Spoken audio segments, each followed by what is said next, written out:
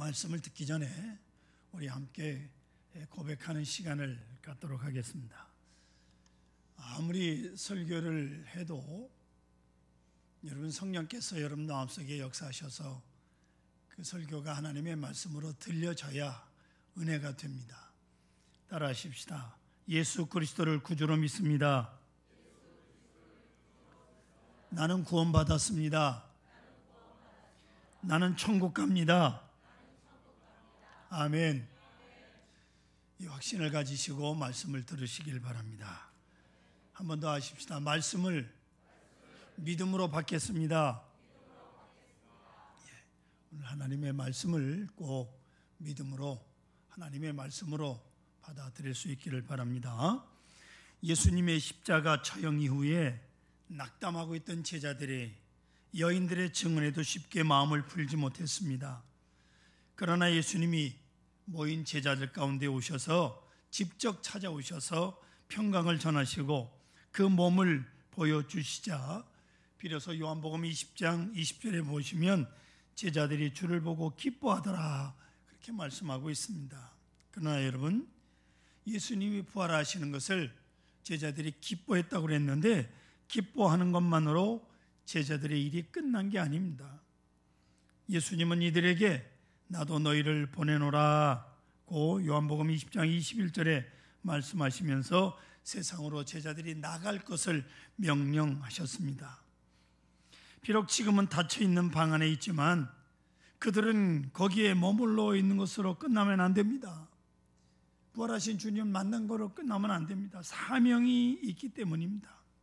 사람들로 하여금 예수님이 그리스도이심을 믿게 하고 그 이름으로 인해 생명을 얻게 하기 위한 거룩한 사명 말입니다.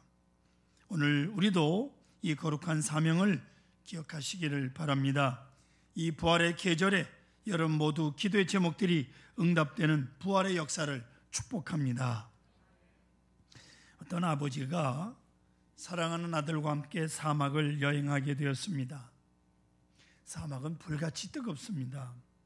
아무리 걷고 걸어도 물이 보이지 않고 마을도 없습니다. 끝이 보이질 않습니다. 두 사람은 목이 타고 지쳐갑니다. 아들이 원망한 듯 아버지를 쳐다보며 말했습니다. 이제 우리에게 남은 것은 죽음뿐입니다. 이제 더 이상 걸을 필요가 없겠습니다. 그냥 이 자리에 주저앉아 편하게 죽음을 맞을 것입니다. 그러나 아버지는 아들을 격려합니다. 얘야, 조금만 더 가면 틀림없이 맑은 물과 마을이 나올 것이다. 오아시스가 우리를 기다릴 것이다. 용기를 내라. 힘을 내어라. 그렇게 격려하면서 조금 더 갑니다. 하지만 조금 더 가보니 저 앞에 커다란 무덤이 하나 턱 하고 나타납니다. 이것을 본 아들이 더욱 절망에 빠집니다. 아버지, 우리처럼 죽은 사람의 무덤이잖아요. 우리도 이 사람처럼 죽어서 여기에 묻히고 말 거예요. 이제는 절망입니다. 아들이 절망할 때, 그러나 아버지는 생각이 전혀 달랐습니다. 정반대 이야기를 합니다. 아들아, 무덤은 희망의 징조다. 무덤은 마을 가까이 있다는 것을 확증해 주는 것이다. 시체가 있는 것이 아니고 무덤이 있다고 하는 것은 산 사람들이 죽은 사람을 묻어 주었다는 것을 의미하는 것이다. 그러니 안심하고 용기를 내어라. 사랑하는 성도 여러분, 여러분은 지금 무엇을 보고 계십니까? 그것이 무슨 징조이며 무엇을 확증해 주고 있습니까? 그 증거를 통해서 우리는 무엇을 보고 있는 것입니까? 어떤 미래를 내다보고 계십니까? 인간에게 가장 소중한 것은, 중요한 것은 소망입니다. 그 어느 시간에도 소망이 있어서 살고, 소망이 있어서 용기를 얻고, 소망이 있어서 지혜를 얻는 것입니다. 소망이란 우리의 욕망을 이룬다는 것이 아니고 유토피아의 세계에 도달한다는 것도 아닙니다. 소망은 곧 사랑을 의미하는 것입니다. 소망은 사랑을 깨닫고 사랑을 느끼고 사랑을 확증을 얻는 데 있습니다. 그 사랑은 믿음으로만 가능합니다. 믿음으로. 아무리 엄청난 사랑을 받고 있더라도 그 사랑을 모르면 소용이 없습니다. 또 그 사랑을 깨달음이 없으면 소용이 없어요. 그리고 사랑을 받아들이게 될 때야 사랑이 능력으로 나타나고 생명력으로 나타나게 되는 것입니다. 상담학자 데이비드 시멘즈라고 하는 사람은 평생 많은 사람을 상담을 했습니다. 많은 사람들의 문제를 같이 의논하고 해결하려고 애쓰던 분입니다. 그 많은 경험에서 그는 이런 결론을 내립니다. 오랫동안 나는 복음주의적 신앙을 가진 많은 사람들을 만나보았습니다. 복음주의적 신앙, 그 그리스도인들이 겪는 정서적 문제의 중요한 원인은 두 가지가 있는데, 첫째로 무조건적 은혜와 용서를 깨닫지 못하고 받아들이지도 않고 누리지도 못하는데 문제가 있다는 겁니다. 복음주의적 신앙인들, 하나님의 무조건적 은혜와 사랑을 받아들이지를 못한다는 겁니다. 두 번째로 그 무조건적인 사랑과 용서를 베풀 줄 모르는데 문제가 있더라는 겁니다. 사랑을 베풀면서 참 사랑을 깨닫고 배우게 되는 것인데 베풀지도 않으니 받은 사랑도 모르게 되더라는 겁니다. 사랑이란 본래 절대적인 것입니다. 그런데 사람들은 사랑이 아닌 것을 사랑으로 착각을 합니다. 전혀 사랑이 아닌 것을 사랑으로 오해하는 데부터 불행을 사게 되는 것입니다. 여러분, 동물의 세계를 자주 보십니까? 저는 개인적으로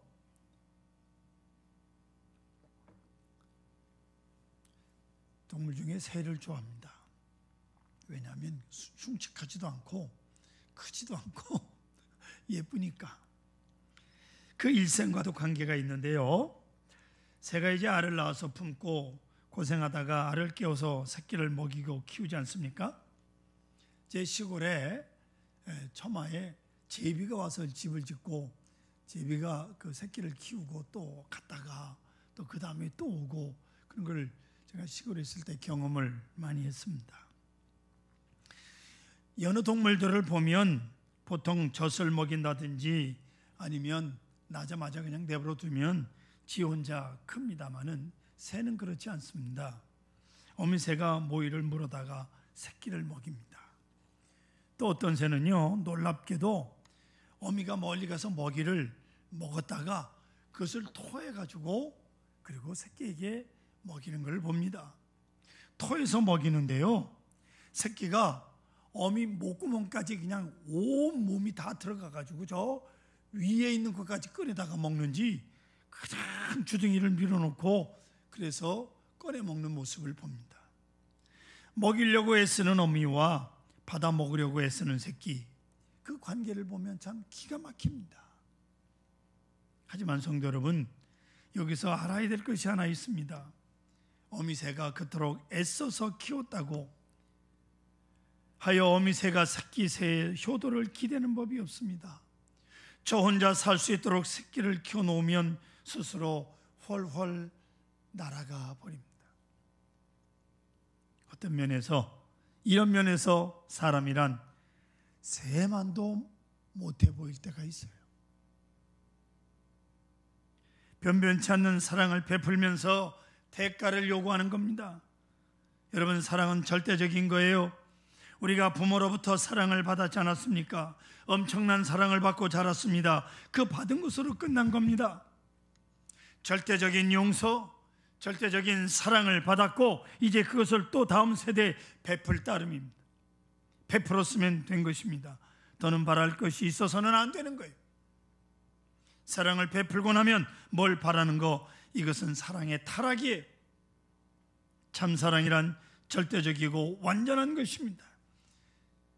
이게 원천적인 진리인데 이것을 떠나고 이것을 잊어버리기 때문에 문제가 있다, 그 말이에요. 하나님은 사랑이십니다. 그러기에 하나님은 우리를 사랑하십니다. 사랑하실 때 우리를 의롭다 하시면서 사랑하십니다. 죄인으로 사랑하는 것이 아니라 당신의 의를 덮어서 의롭다 하시고 당신의 자녀로 사랑하시는 것입니다. 우리는 바로 그 사랑을 받고 오늘을 삽니다. 그 사랑 안에 우리가 있습니다. 문제는 그 사랑을 믿지 못하는 겁니다. 믿지 못하니까 깨닫지 못하는 거예요. 여기에 많은 문제가 있는 것이 옳시다. 저는 목사가 되고 나면서부터 누가복음 15장에 있는 탕자 비유를 자주 묵상합니다. 여러분, 이 탕자가 집을 나간 다음에 어떻게 살았을까요? 성경에 보면 아주 간단하게 네 음절로 표현합니다. 허랑방탕이라고 그저 말하고 있어요. 그러나 한번 보세요. 이렇게 성경이 간단하게 설명했습니다마는 그 많은 세월을 허랑방탕만 했겠느냐 그 말이에요. 사업도 해 보았을 것입니다.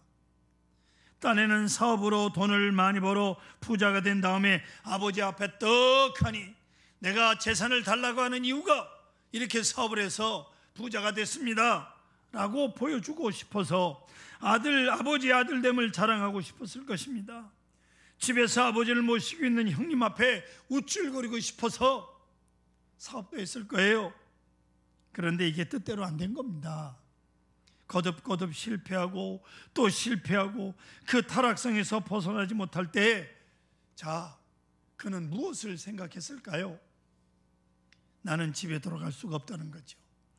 나는 아버지의 사랑을 받을 수가 없다는 거죠.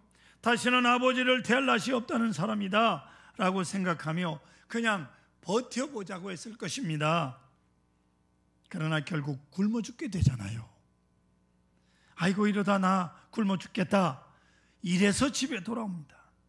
돌아왔더니 아버지는 진작부터 나를 기다리고 있습니다. 기다렸을 뿐만 아니라 그지없이 만족하고 기뻐합니다. 나를 아들로 영접합니다. 부끄럽기 짝이 없습니다마는 그때 이 탕자는 무슨 생각을 하였을까요?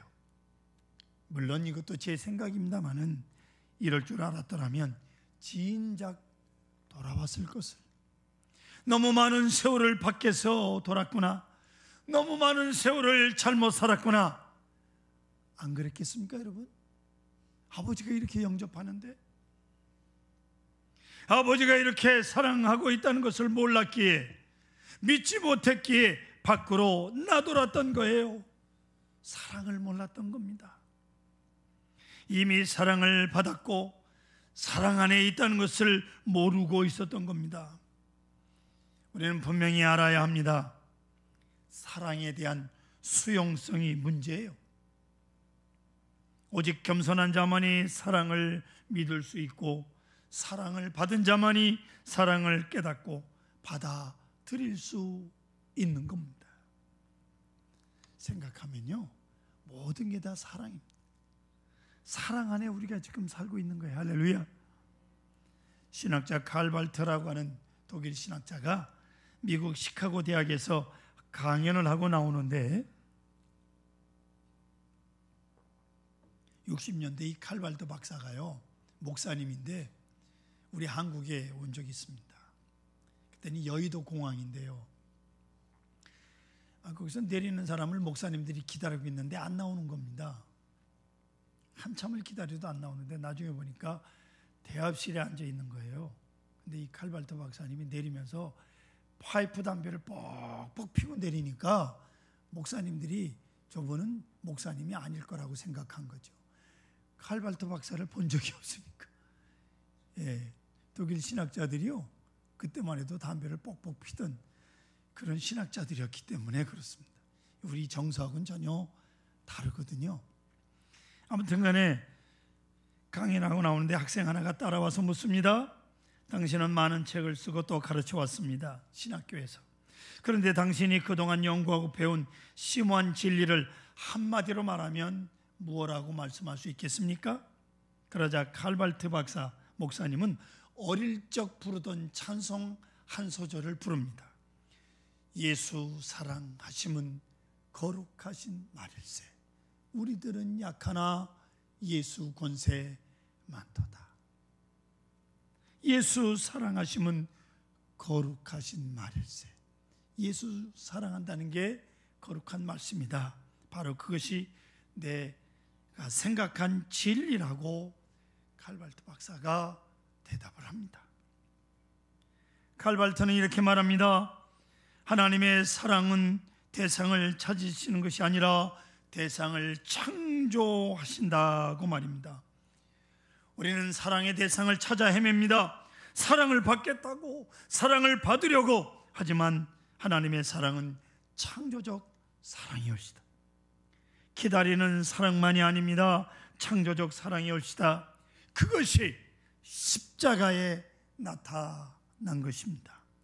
왜 우리가 그 사랑을 모르고, 왜 그것을 은사로 깨닫지 못하며, 왜 우리는 그 사랑을 믿지 못합니까? 이것은 자기 의에 집착하기 때문이옵시다. 오늘도 자기 의를 생각하는 그 고집 때문에 하나님의 사랑을 받아들일 수가 없는 겁니다. 깊이 생각하십시다. 진작부터 하나님께서는 나도 모르게 벌써 나를 사랑하고 계십니다. 많은 사랑을 우리는 받았습니다. 그리고 현재 살아가면서 잡다한 사건들이 얼마나 많습니다만은 이 모든 사건들이 나에게 주시는 사랑의 은사라는 것을 여러분 알아야 됩니다. 언젠가는 깨닫게 되겠지만 빠를수록 은혜입니다. 빨리 깨달을수록 행복한 일이에요. 어려운 일 있습니까? 그것도 하나님의 선물인 것을 잊지 마시기 바랍니다. 깨달으세요. 깨달으세요.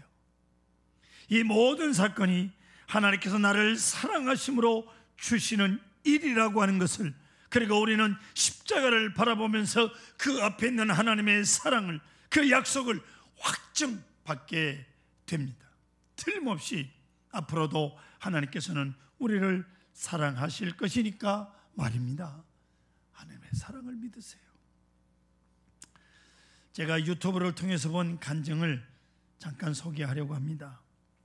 이효진 씨라고 하는 분입니다. 기독교 TV를 보신 분들은 아마 그 간증을 들으셨을 겁니다. 예인 건축 대표이시기도 합니다.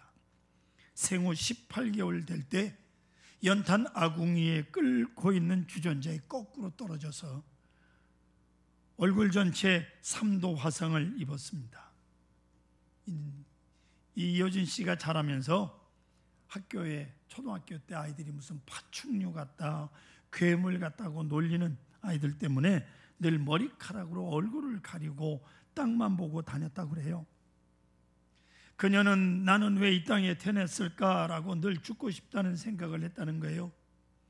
예수님의 십자가 고통은 하루면 끝났지만 자기 고통은 평생 끝나지 않은 자기 십자가가 예수님의 십자가보다 훨씬 힘들다고 불평만 했다는 거예요.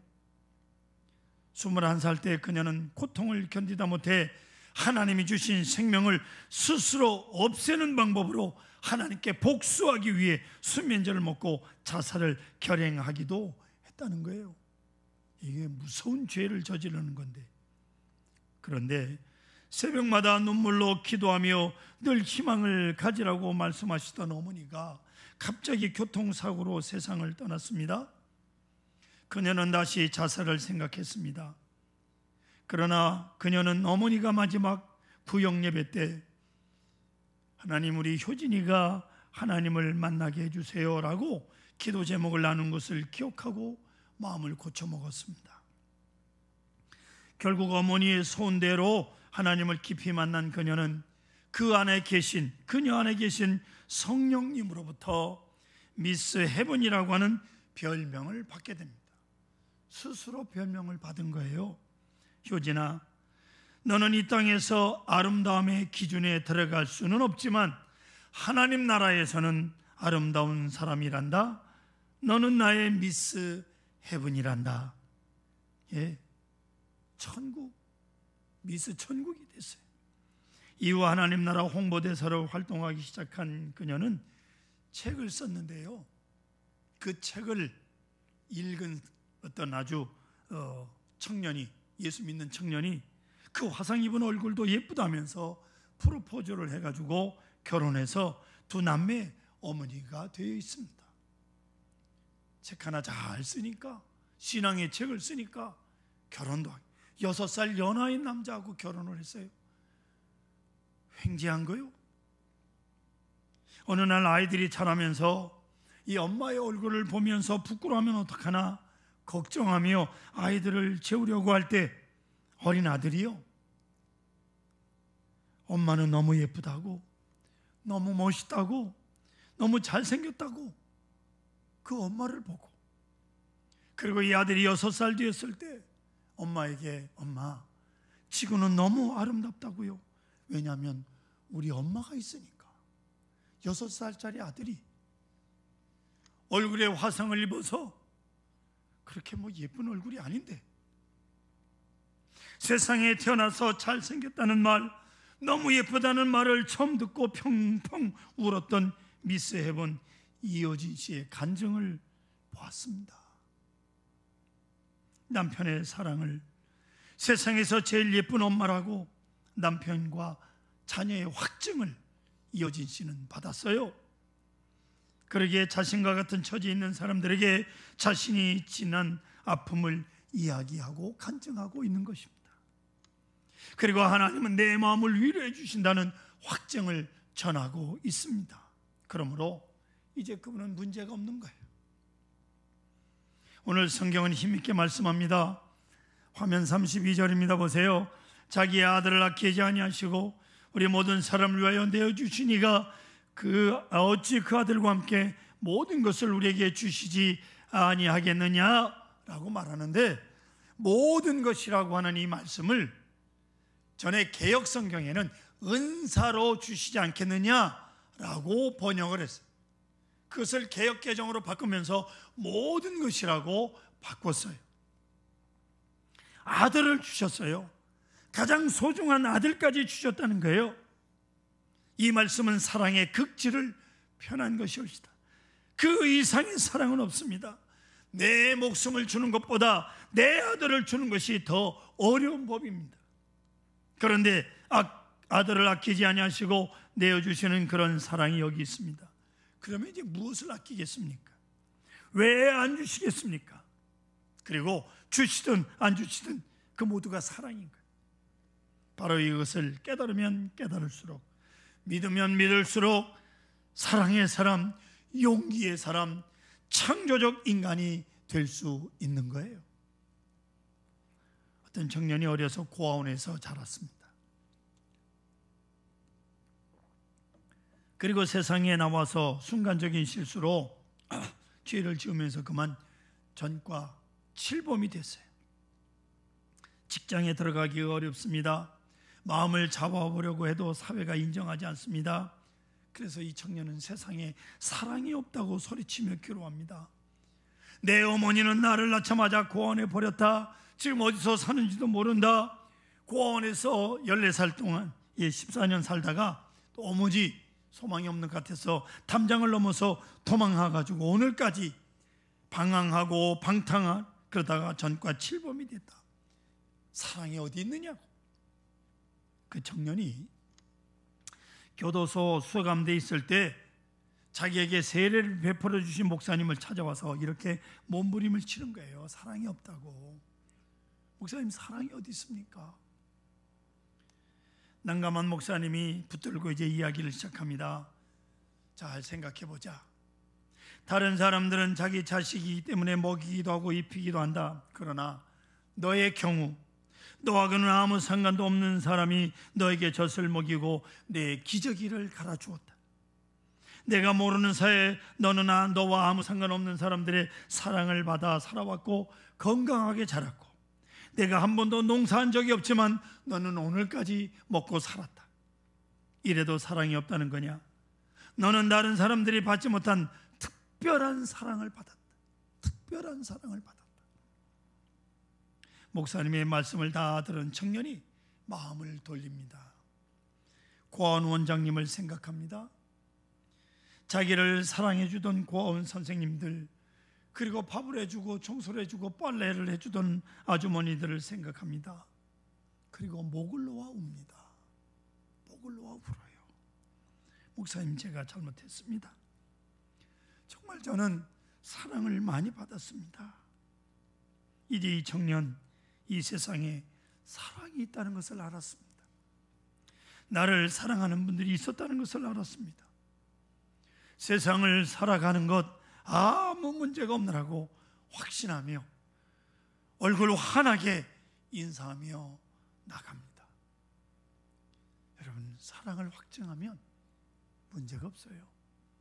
하나님의 사랑을 확신하면 이 세상에 아무 문제가 없는 겁니다. 할렐루야. 모든 문제의 근본은 사랑을 모르는 데 있어요.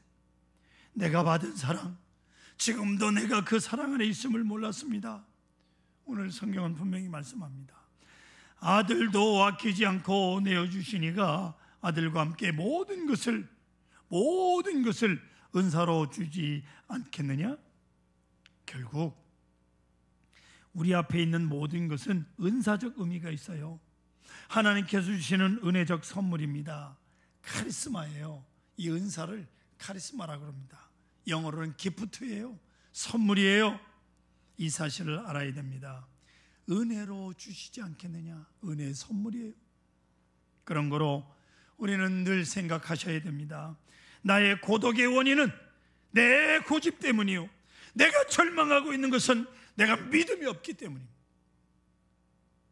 믿음이 없어서 절망하는 거예요. 사랑을 못 받아서 그런 것이 아닙니다. 사랑을 깨닫지 못해서 그런 겁니다. 과거에 이미 사랑을 받았고 앞에 있는 사랑의 약속이 있고 오늘 내가 처한 처지 모든 현실 속에 하나님의 사랑이 확정되어 있는 거예요. 사랑하는 성도 여러분, 여러분 앞에 있는 이 십자가를 쳐다보며 다시 한번 생각해 보십시다. 십자가 안에 무궁무진한 하나님의 사랑이, 나를 향한 구체적인 사랑이 저 십자가에 계시되어 있습니다. 그 사랑 안에 내가 있고 그 사랑 안에 나의 삶의 의미가 있고 내 미래가 저 십자가 안에 있음을 믿으시기 바랍니다.